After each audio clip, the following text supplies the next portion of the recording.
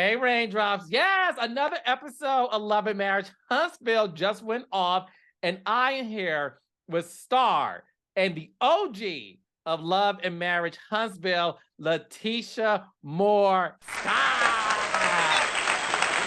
What's up? How you doing, Libra sister? Doing great, Libra brother. How are you? I'm good. Where's your man at? Here right now. He's not gonna pop up right now, but you may get him a little bit towards the end. Okay, well, listen, it's all about you, not about Marcel. So, congratulations on another season of Love and Marriage Huntsville. How does it feel to know that you are a part of the #1 show on Oprah Winfrey's network? It feels amazing. Like I could have never imagined this for my life. Growing up, this little girl from Bessemer, Alabama, who knew? But you know what? It feels amazing. It just shows that you never know what God has planned out for your life. You plan and you work hard, but it's like God is like, I'm gonna push you in whatever direction I want you to be in. So it feels really good, especially to be titled like the #1 show on Oprah Winfrey Network. Like I used to watch Oprah Winfrey growing up with my grandmother. So this is amazing. Yes. Kudos to you, Rain. Okay. Thank you. You know, I got my crown. Hold on. Look. I got. I ain't trying to mess up my.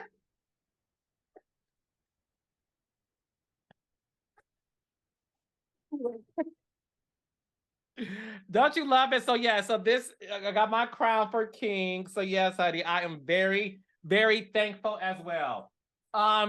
So look, my fan base is called the Raindrops. Melody's fan base is called the Millimeters. So what is Tisha's fan base called? No, you know, they've been DMing me and asking me, and some of my fans like, hey Tisha, we need a name. I'm like, I don't know. You know what? T Squad, I guess. We don't call they're gonna be called the T Squad.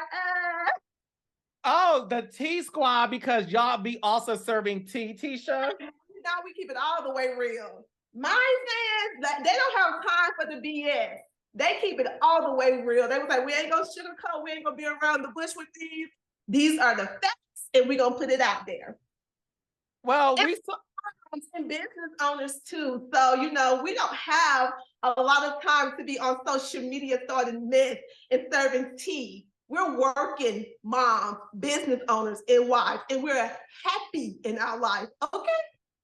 Just to be clear. See, this is the shady Tisha that I know. Keeping it real, we're about our life and our blueprint. And us Raindrops, we're about positivity. We love a little shade, but it's all in good fun. That's what we do, boo. It's T Squad.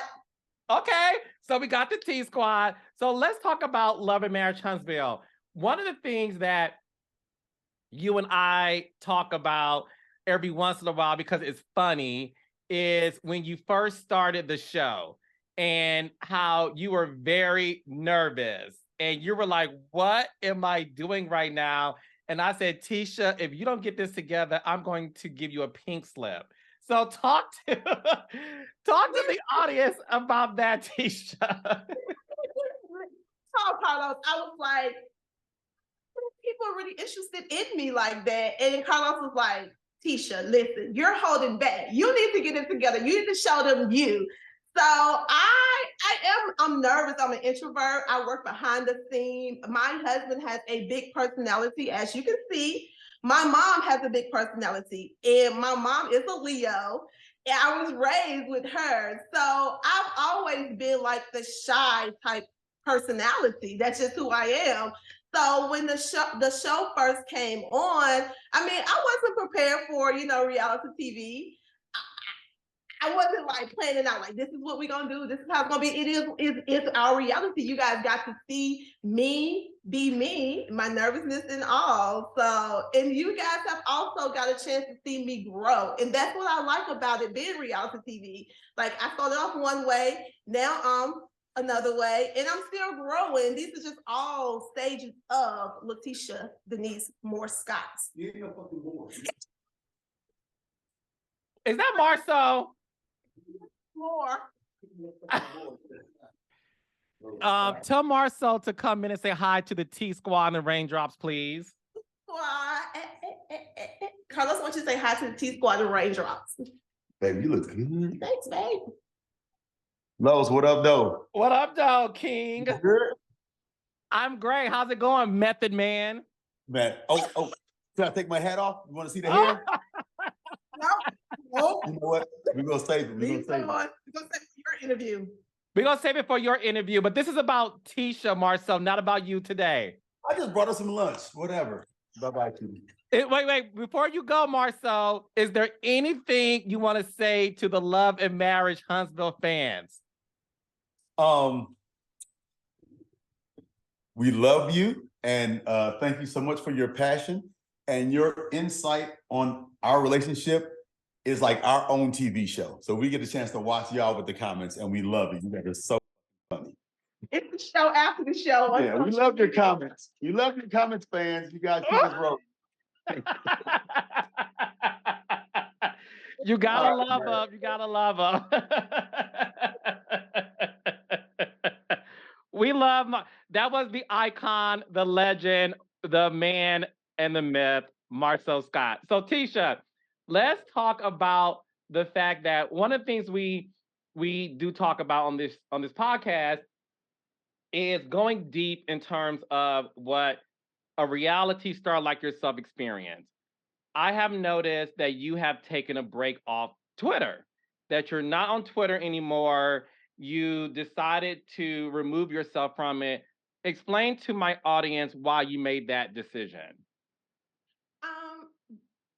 The comments that you receive from social media, just being on reality TV, we're stepping out here, we're showing our lives, and we're giving you guys a little glimpse on what goes on in our world. So the feedback that we receive is disturbing and is mentally draining. And so we're already, I speak for myself, I'm already experiencing something new with being open to this platform, the reality TV world, and the things that's going on within our friend group, within my household. Then on top of that, to hear all the negativity on social media, it was just too much for me mentally. And it was having an effect on me in my personal life as being a mom, as being a wife. So I had to pull back to take back control of my mindset.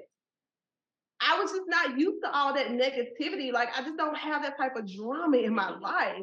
And so to hear all of especially about my marriage, I'm like, you know what? Control over what I allow to seek into me, into my spirit. So I just had to remove myself from those platforms just to give my mental break and my spirit just a little break. Can you, but first of all, I'm so happy we're talking about this, because one thing that you don't hear a lot from celebrities, reality stars, artists, whatever, is the fact that the comments can sometimes take a toll on your mental health. Can you talk to me about what you were going through? Because you said something that touched me, how people's comments about you and your marriage impacted you being a mom.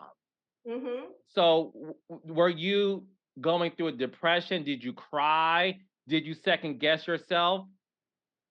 Oh yeah, I would definitely say it was a state of depression, because you're sad. I wasn't the happy mom, the happy Tisha that wanted to go out with the kids, wanted to take them places, wanted to spend time at their school. Literally, I was at home in my bed a lot crying. Marcel was like, babe, we got to get out of this. I wanted to quit. I was like, I don't want to do this anymore. I can't, it's not for me. And I had to pray about it. I got into my Bible, and I'm like, okay, God, you presented me with this opportunity. Obviously, it's for a reason, because it was nothing of my doing. It was all you. So speak to me. I was like, God, please help me prepare myself and just take control of me to whatever it is I'm supposed to learn out of this. I need for you to step in and help me, because that Tisha that I was into, that just wasn't me. I was like cut off my friends. I stopped talking to them on the regular, like for real. It was bad. It was bad. I had an attitude with my kids, like for no reason, just being an unhappy person. Tisha, you never told me this.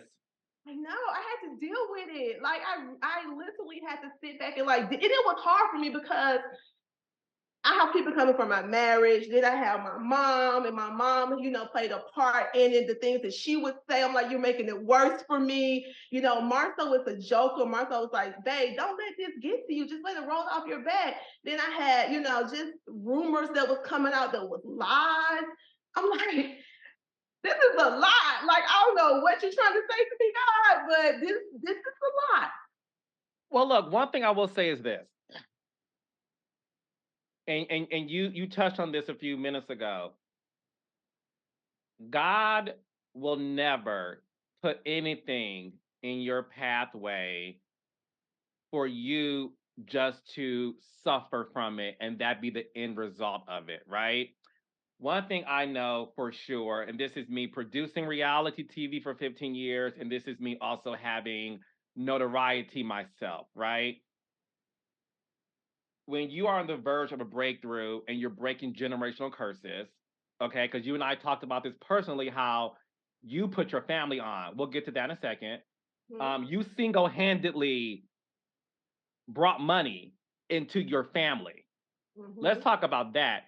You're breaking generational curses from a Black, dark-skinned woman who was raised in Bessemer, Alabama, right? Got this opportunity to be on TV. It's not like you, and tell me if I'm wrong, it's not like you had dreams of being on television or dreams of being famous. It's sort of like happened for you, obviously, courtesy of what we already know, the host meeting with me, how the show came about, and then all of a sudden, within 6 months, you're filming a reality show, right? All of that is by God's design. And a lot of people don't make it in life because of the consumption of comments, what people think about them, what their family thinks about them, impact them. And I'm happy to hear that you allowed yourself to go through the tough times to really understand that every single person who reaches success, and it doesn't mean you have to be famous to do that. I want to make that very clear, which is why I said breaking generational curses. When you are on the verge of a breakthrough in your life, the devil is going to come at you even harder. And what you can't allow is for the devil to win, because once again, God will never bring you something just to make you suffer and that be the end result. So I'm happy you allow yourself to go through it. Reality stars, sadly, Tisha, they don't talk about this a lot. They don't talk about how people's comments can affect them because, and this, listen, I can say this. A lot of them lie and say, child, I don't read the comments. I don't care what people think about me. And some really do, behave that way. I'm somebody who even admitted that I used to be somebody who read the comments. I used to be somebody who cared. Honey, Carlos King the First don't give two F's what anyone says about me.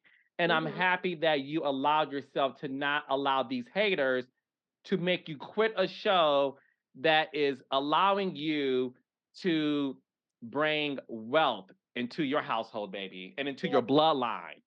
Yes, that's true. And thank you, Carlos, because I was asking you, I'm like, what to do? And you was like, don't read the comments. And sometimes I didn't read the comments. At first, I stopped completely reading the comments.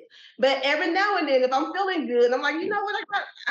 Let's argue. Let's go. I'll start back reading the comments a little bit. So I may have some time. So I'm like, let's go. We're all guilty of that. All good.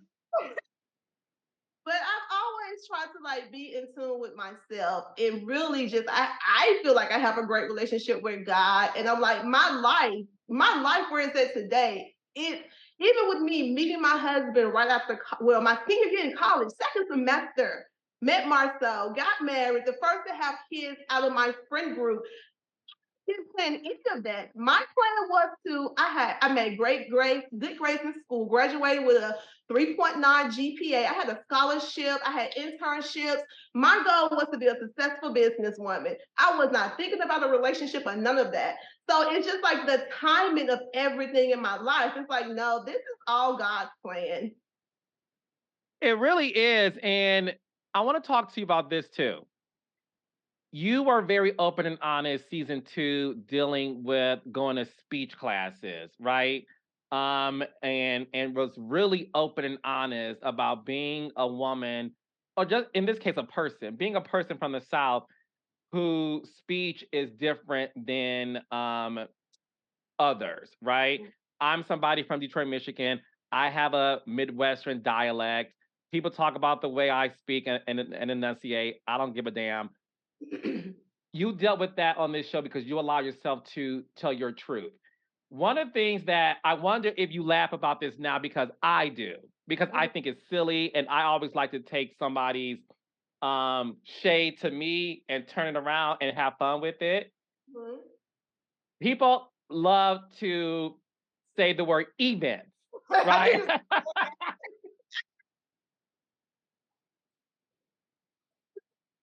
Hey, So, Tisha, can I be honest with you? And this is me being very honest. yes. Every once in a while, I find myself saying events, and I think of you. And when I say to you, I get a belly laugh. And me and my friend group and my family, I'd be like, yeah, I'm about to go to this event. They'd be like, Tisha. And No.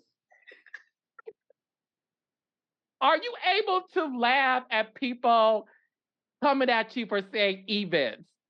Now I can laugh at it. At first, I was like, wait a second. And honestly, I was like, I'm being open and honest because it's reality TV. And I tried, despite what some of the fans think, I am honest and open about everything that we bring to the show. And communication was one of my weaknesses. It still is. I'm still growing in that area. And hey, it's even to me. And y'all can say how y'all want to say it. I'm going to say how I want to say it. We're moving along. So, Tisha, do you still? I say it. You said what, Tisha? I'm talking about when I say it. Do you still say events? Yes, I do. Can we hear it for our fans? So this season on Love and Marriage Huntsville, we had a successful business event.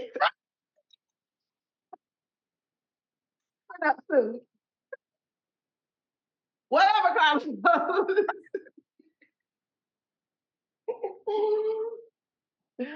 I love it, honey. I'm getting the time of my life with these events. No, listen, I love it because we can laugh at it.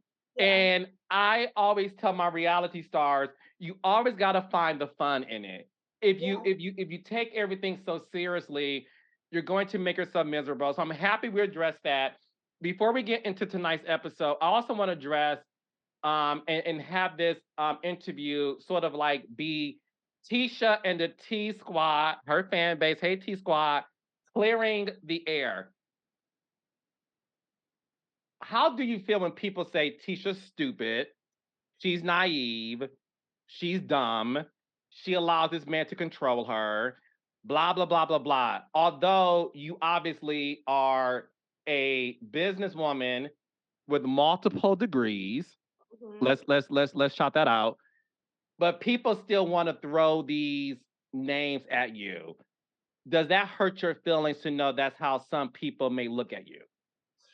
Well, what I see is that these people who saying those things about me, they have some type of insecurities within themselves when they look in the mirror. So what they're trying to say about me, they're actually saying about themselves. So I'm like, they don't know me. Y'all don't know me because if you knew me, you wouldn't even call me those names. So it's laughable now because I'm like, these people don't know me. Plus all the other things they say about me. I'm like, who are they talking about? And she got the same name as me. So yeah, no, I'm good with that. I just really just had to realize I know who I am, and the ones who saying these things hurt people truly trying to hurt others. I am so proud of you because who you are today is not who I met 5, 6 years ago. And that's a compliment because you have grown. You have so much confidence. And that's why I believed in you. I really said, no, Tisha, you're meant to be on this show because you're bringing something that I know is relatable to a lot of women. When my mom was alive, my mother has been a housewife her entire life. My father was a breadwinner because, he worked at Ford Motor Company, raising 10 kids along with my mom. He worked, my mama had to raise all these kids, right? When Love and Marriage Huntsville came on, this is a true story, and I don't think I told you this. My mother would watch your scenes Mhm. and reflect on her life. A woman who spent years being a housewife, taking care of the household and the family, and a lot of Black women and just women in general can relate to this. But she related to you when you articulated how you wanted more, how my dreams changed. I did sign up to be a housewife. I did sign up to play this role. My kids are getting older. I no longer want to stay in the house while they're at school. I want to be able to do something with my degree. My mother related to you so much, and she loved you. Do you hear that from other women that your trajectory of being a housewife to a boss is something that women wanted, but sometimes their husbands just won't allow them to do it? Well, I do get the inboxes from the stay-at-home moms, and they, say that my story have inspired them a lot. But what people don't know is that I decided, Martha and I, we decided for me to be a stay-at-home mom, and over the years, as being a stay-at-home mom, I was still active in the businesses. Like we had a property management company, but I was like, if I'm staying at home, I'm gonna take control over this property. And I was doing the property management things behind the scene. I've always believed that you have to always educate yourself. So although I was a stay-at-home mom and my main focus was my kids and my husband, I was still like working behind the scene, but not as much. So, and when the show came along, I was like, you know what? I'm going to go get my real estate license because I want to do more. My kids are getting older now. They're about to start school. So my time frame was by the time Mila started school, I could be in the real estate industry working. And that's exactly what happened. I said I was going to get my real estate license. I did that, went back to school, got my second master's in real estate development, then opened up my own brokerage. So it's like, although you're a stay-at-home mom, you have to lay your dreams out there and you work towards those dreams. Don't let nothing stop you. So that's the mindset I had. And I'm just proud of myself, honestly. And I'm happy about the growth. And I'm happy that I get a chance to do it on a TV show and other moms can see this and they say, listen, if she can do it, I can do it. And that's what the life is all about, inspiring and encouraging others. Well, that's what you're doing. And you're doing that every day that you're on the show. Let's get into Scope. And I want to be able to clear things up before we move on to tonight's episode. So you are the majority owner of Scope, correct? Correct. And when you say majority owner, is the percentage above 90%? The percentage for Skull is 70% of ownership. When people challenge you on this, saying you may be 70% owner of the business, but are you also allowed to make business decisions? So is it just that you're the owner on paper and you are a silent partner, or are you able to have a voice within the operations of the business? So I am the owner on paper and also within the business itself. Marcel is the general contractor. So Marcel is in the field. He's a part of the daily operation of running the general contractor side of Scopes. So whenever there's anything dealing with that, that is the person that's going to make those decisions within that. So Marcel knows what's better for the company because he's in it, he's running it. I'm not in it day to day like that. I'm more so of the owner. But when it comes to like the structure of Scope, when it comes to the financial side of Scope, that's when I step in and you'll hear more of me voicing my opinion about it. But the day-to-day operation, the hiring and firing, the teams and all of that, that's all Marcel. We So have what our roles. That's your role. Okay, so he is the day-to-day operation. So he's the one that sort of controls the operations of the day-to-day Mhm. business, correct? And for you, you own the majority of it. and you are somebody who's able to help when needed. Yes. And I'm working behind the scene in the business. Like I'm the one you don't see. And I'm the, I'm not the voice. Like Marcel is the face of Scope. That's he runs that company. He's the face of Scope, not me. Let's get into tonight's episode. So we saw the continuation of Kimmy's party. Some people in the comments wanted me to ask you, did you feel some kind of way that you weren't the one throwing the party? Oh, absolutely not. Kimmy has a lot of friends. And I was just happy that Melody was one of her friends that stepped up to throw the party, throw the celebration. At the end of the day, it was a celebration for Kimmy. And so we wanted to stay focused on that, her healing and her journey, and just really celebrating her. So the friendships that Kimmy had with so many different people, that speaks about Kimmy and the person she is to this day. So yeah, no, I've done things for Kimmy in the past, and it's okay for other friends to step up and do things. When you, in last week's episode, we saw Melody make these phone calls, which I tweeted that was one of my favorite scenes ever because it was so funny, because it was such a surprise to everybody on the receiving end. When you answered the phone and it was Melody, what was the first thing that went through your mind? I was like, hello, this is LaTisha Scott. She was like, hey, shit, man. I was like, man, up. What we're filming. So, you're gonna get these calls now. But I knew it had something to do with that. But I was like, girl, okay, what's up? Girl, yeah, it was a surprise, but hey, it's that time of the year again. Not that time of the. So wait, so are you saying because you knew we were filming, when you got the phone call, your mind instantly went to, okay, I'm assuming this is being recorded by the cameras. Yeah, it went to, I'm assuming it's something to do with the TV show.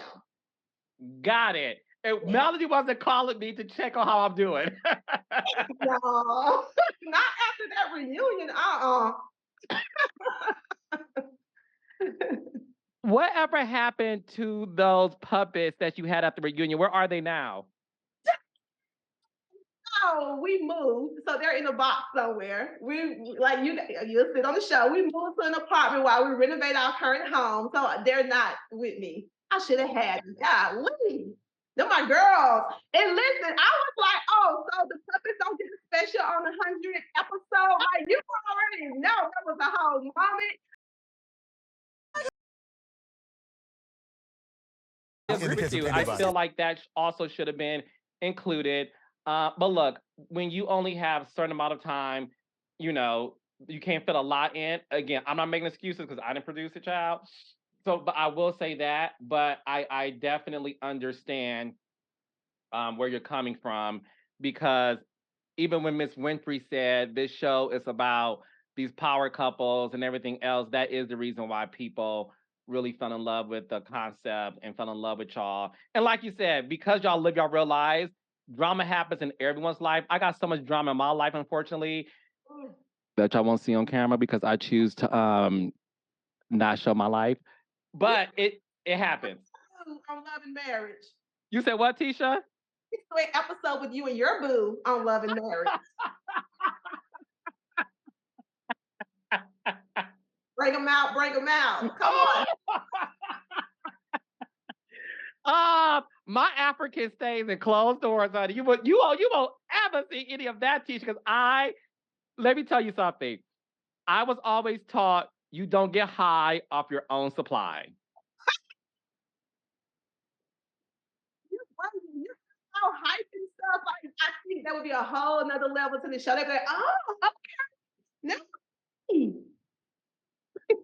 No. Okay. Y'all ain't gonna see that, child.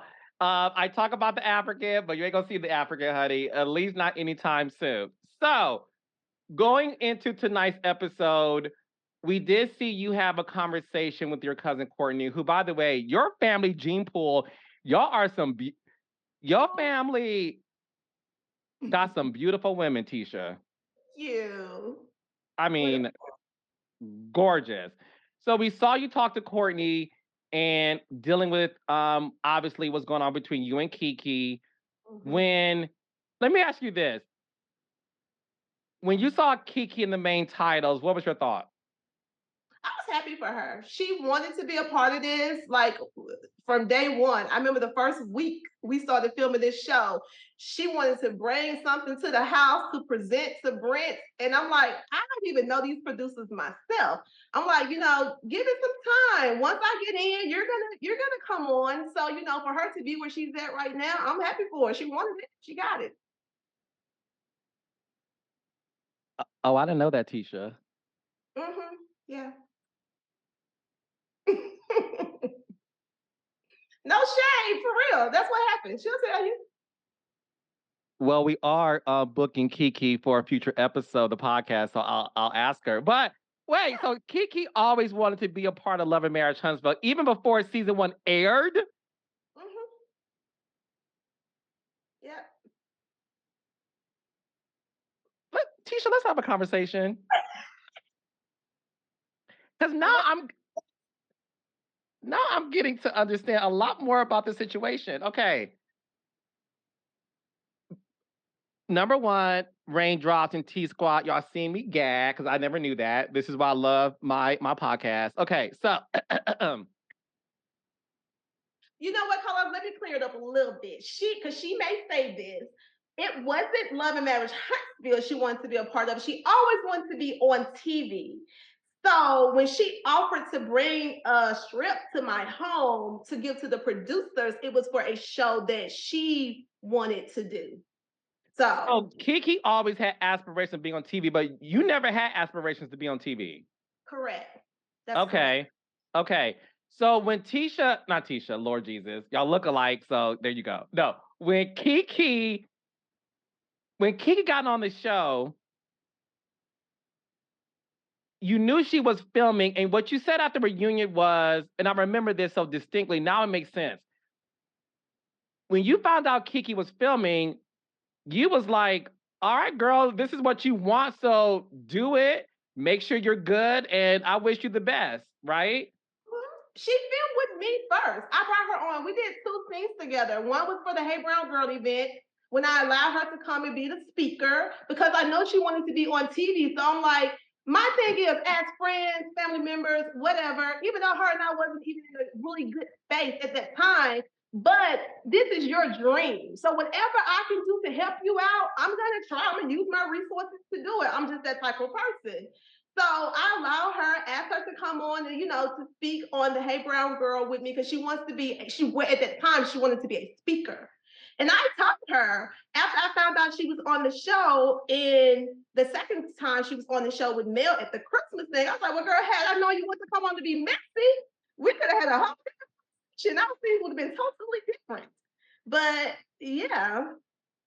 So it is what it is. And when she told me she was going to be filming, I was like, listen, be real, be honest, tell your story. Don't allow anyone else to tell your story for you. How do you feel when people say Keke sold her soul and sold out her family for fame? I don't think she sold her soul for fame. I think that she saw that drama sells. And this was her way of getting in. So she wanted to indirectly get in whatever way she could. So I'm not gonna say she stole her soul, but Keke is more than that. So are you happy that Keke's on the show? I'm happy that she is living out her dreams because she's had a rough patch the past 10 years. And so I think the show is going to give her that boost she needs in life to get back to the Keke I used to love and the Keke that I used to hang out with and know. She's a very fun person. And so if it's this show that's giving her, the confidence that she needs to get back to herself or to be a better version of herself, then I'm happy for her. It's God's plan. Whatever God has for her, can't nobody stop that. So, she said she always felt like she was going to be a part of the show. So maybe that's what God put in her, and she's doing that. Is she following your blueprint? I don't give nobody no blueprint. It's my life, my blueprint.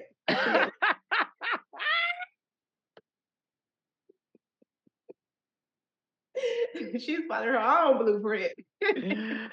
Tisha said, honey, I laid the foundation to put my, but listen, this is no shade. And I said this to you privately. So if you don't mind, I want to share it publicly and I will cut this out if you want me to, because it was a private conversation.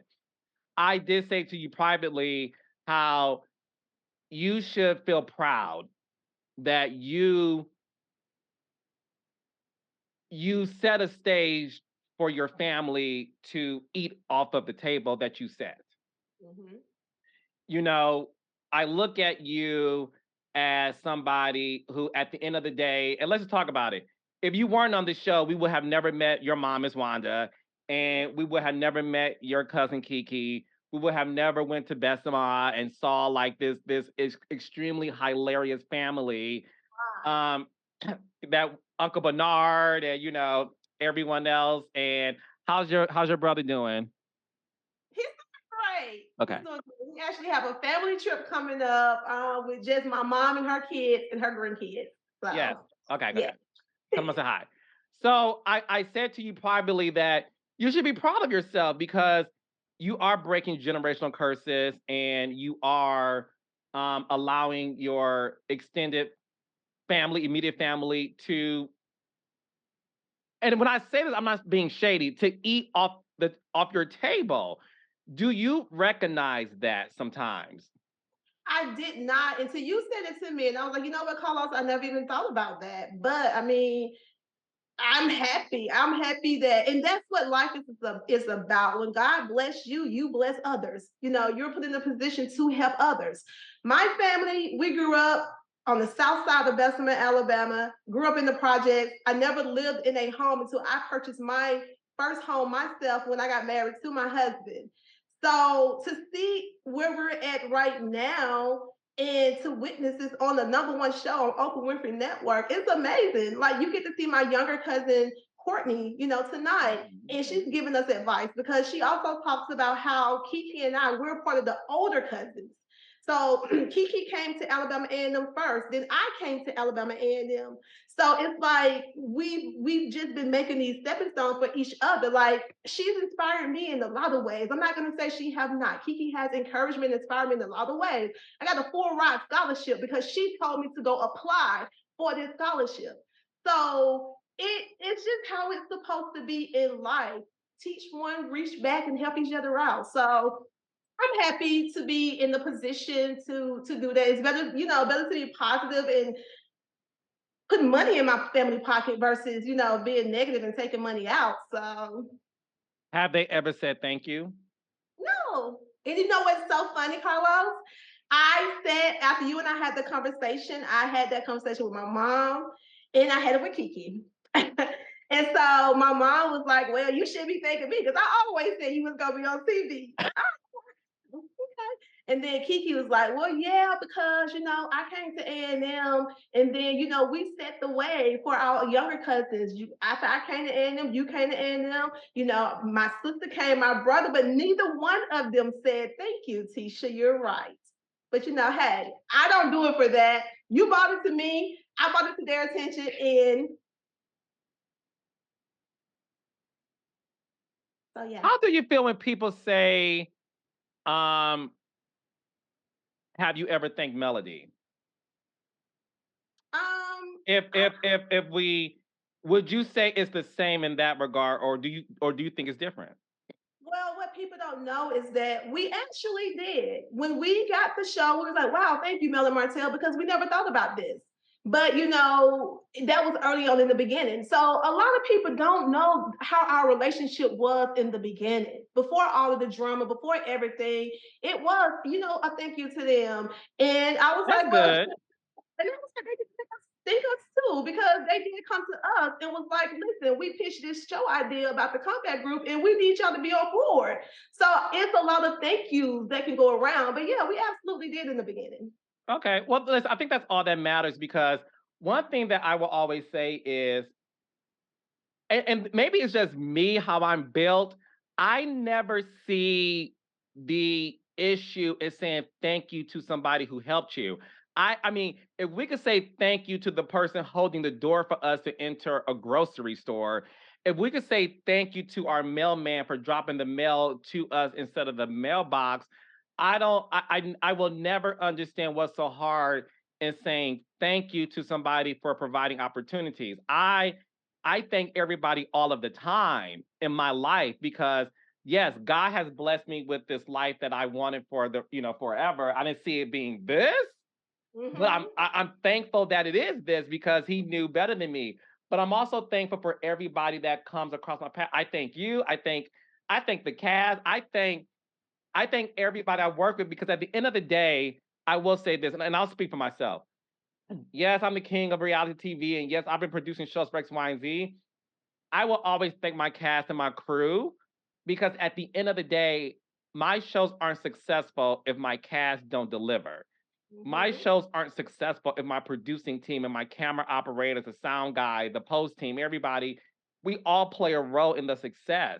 And I think it's weird when it feels like it's the struggle to say a thank you. I again, that's me because I know that God looks at that and says, the more you grateful for the people who came into your life, the more I will bless you with. And that's why I say thank you seven. I say thank you 7 times, followed by hallelujah, because I know that hallelujah is the highest form of praise. And the only thing that God wants you to say is thank you. Yes, yes. And so that's me. Maybe Yeah, I'm the minority in the situation. you have to be thankful and grateful for where you're at in life because a lot of people paved the way for us to be where we're at today. So I'm very thankful and very grateful. And whenever Marcel and I we have our moments, and whenever I call you, and I'm like, dang, Carlos, I can't believe this is happening. Like some amazing things has come along being on this TV show. And so we're thankful for that. And we do. But it's just people expect for you to say thank you every single time. Like it's like Oh yeah, no, I disagree with that. I think if you said it once, that's it. right, Okay. exactly. And I will say this. Tisha has texted me multiple times saying thank you. And and it just hit me. After the episode last season of the Bessemer trip where your family was on, Tisha texted me and said, "Thank you so much for putting my family on." Yeah, Do you remember that? I do. I teared up. That was a moment. That was a whole moment, man. That was a moment. Like I grew up with people not believing in me. I have to like go above and beyond to prove myself. So that was just like, dang, man. If nothing else comes out of this, like I do want to be Oprah, but but that right there within itself, I was like, that's amazing. Like I wish my grandmother was still alive to see it. I'm like, look at this. So yeah, that was a moment.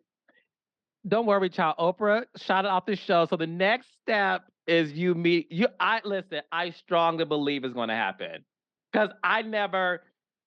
Who would have thought that she would take time out of her busy schedule to shout out me, the company, y'all, the show, and talk about it in the graciousness in which she did. So no, I could not agree more. I'm happy that we were able to have that experience together.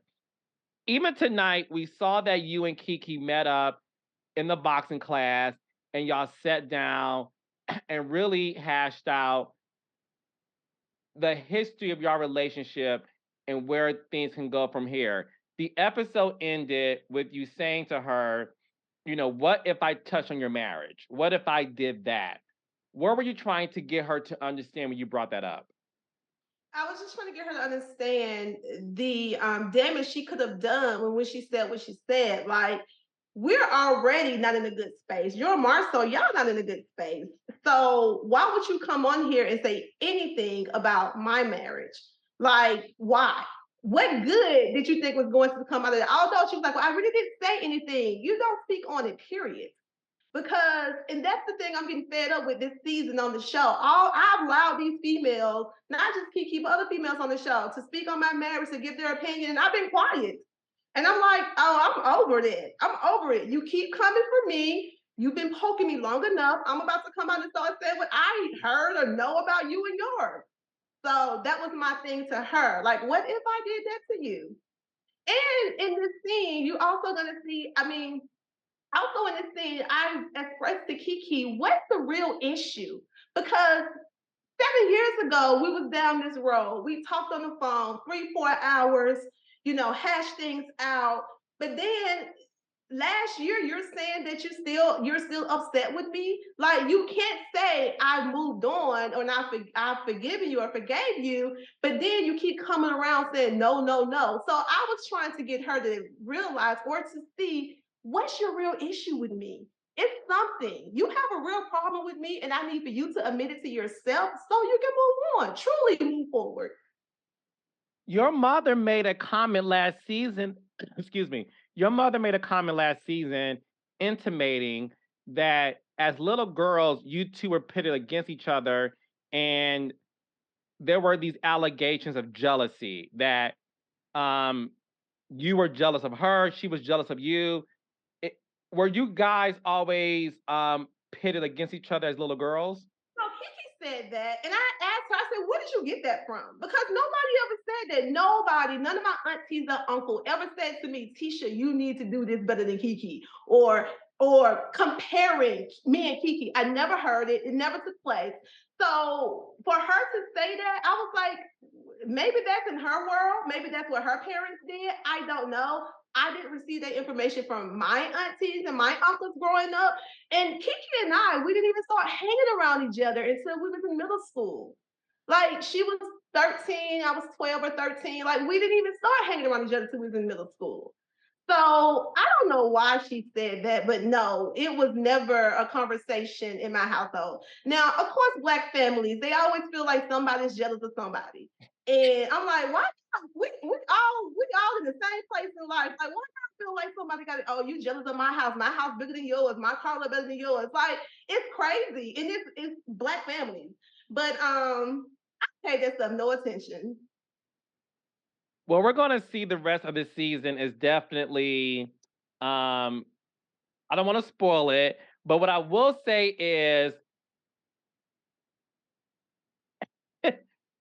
Keke sort of transitions from Tisha and has her eyes set on other people.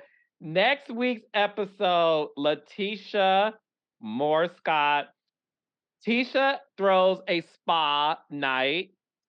As you guys saw in the previews, it gets severe up in there.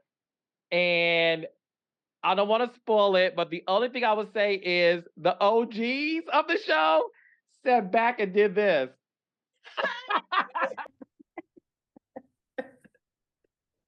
No, we couldn't take it.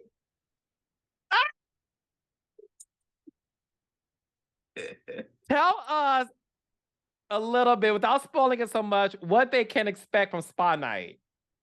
And so it's the OGs. It's Kimmy, Melody, Tisha, Stormy, Tiffany, and Keke. All the girls in the building at a spa place. It's supposed to be relaxing, but a little bit. Some people got to relax a little bit, but we'll see. I can't even tell all the tea. It was a lot. It was a lot. Like, all the ladies. Is this our first time? It was all the ladies of the show in the building together, and you already know what happened when we all get together. So It's so good. I love it. It's the thing about it to me is it's funny. And it's not like, oh my gosh, what's going to happen? To me, it was funny. Because it's funny to see the pettiness arise. And one thing I'll say, Tiffany, pregnant and all, does not back down this season. let me tell you, Keke said something. I told Keke, I was like, she's pregnant. Like, you can't say this stuff to her. She's like, that mouth ain't pregnant.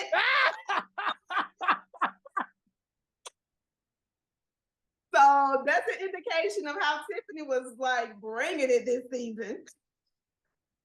Girl, and one thing that the fans have saw is LaTisha initiates this Black Expo that involves, in the words of Kimmy, the original six, and it sort of feels very nostalgic to the comeback group. Without giving anything away, explain to the audience what they can expect the moment the six of y'all are in the room to discuss a potential collaboration. We need a whole America. It's a lot. It's the first time in a long time we've got together, and I'm like, it's about the community. We're all in a good space now. Oh Lord, go back to season 1 and 2 when we were trying to get the comeback group to do something. It's a repeat of that, but with a little bit of progress in it. We just have to break it down to explain that it's about the community. Like, come on, and this is what we stand for. But you'll see some people wanted to get paid to speak. Some people didn't want to do it if it's not all 6 of us doing it. And me, myself, I'm like, I just wanted whatever it takes to get us all on board. Let's do it. Yes, he should do this. Take my child. You can have a kidney. Whatever you want. So it was, it's a lot. It's difficult, because we're all leaders. And it is like, okay, guys, it's okay to like stand down a little bit and allow someone else to lead and take this idea and push it, because nobody else has really come up with anything since we put a pause on the comeback group. So, and let's just pray that it all works out and everybody is a part of it. Watch and see what's going to unfold, because it is fascinating television. And one thing I'll say about this season before I let you go, Tisha, I feel like this season feels so different than past seasons in terms of we are embarking on new territory, new storylines. Like Tisha said, someone makes a comment about her and her marriage, and Tisha says, two can play that game. Hey, Vivica Fox.